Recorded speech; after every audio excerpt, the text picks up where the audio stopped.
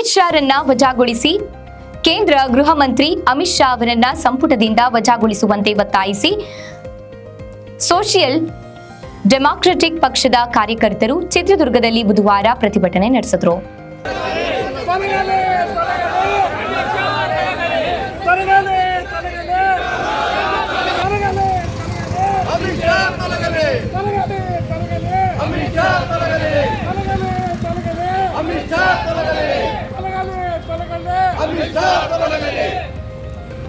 ಅಂಬೇಡ್ಕರ್ ವೃತ್ತದಿಂದ ಜಿಲ್ಲಾಧಿಕಾರಿ ವೃತ್ತದವರೆಗೆ ಮೆರವಣಿಗೆ ಮೂಲಕ ಆಗಮಿಸಿ ಪ್ರತಿಭಟನಾಕಾರರು ಅಮಿತ್ ಶಾ ವಿರುದ್ಧ ಘೋಷಣೆ ಹಾಕಿದ್ರು. ಅಂಬೇಡ್ಕರ್ ಅವರಿಗೆ ಅಪಮಾನ ಮಾಡಿದ್ದು ಸರಿಯಲ್ಲ, ಆದ್ದರಿಂದ ಕೂಡಲೇ ಕ್ಷಮೆಯಾಚಿಸಬೇಕು ಎಂದರು. ಅಂಬೇಡ್ಕರ್ ಅವರ ಕುರಿತು ಅವಹೇಳನಕಾರಿಯಾಗಿ ಮಾತಾಡಿರ್ತಕ್ಕಂಥ ಒಬ್ಬ ಗಡಿಪಾರ ಗೃಹ ಮಂತ್ರಿ ಆಗಿರ್ತಕ್ಕಂಥ ದೇಶದ್ರೋಹಿ ಅಮಿತ್ ಶಾ ವಿರುದ್ಧವಾಗಿ all India Bahujan Samaj party ವತಿಯಿಂದ ಇವತ್ತು ಚಿತ್ರದುರ್ಗದಲ್ಲಿ ಒಂದು ಪ್ರತಿಭಟನೆಯನ್ನು ಹಮ್ಮಿಕೊಂಡಿದ್ದೀವಿ. ಈ ಪ್ರತಿಭಟನೆಯನ್ನು ಉದ್ದೇಶಿಸಿ ರಾಜ್ಯ ಕಾರ್ಯದರ್ಶಿಗಳಾಗಿರ್ತಕ್ಕಂಥ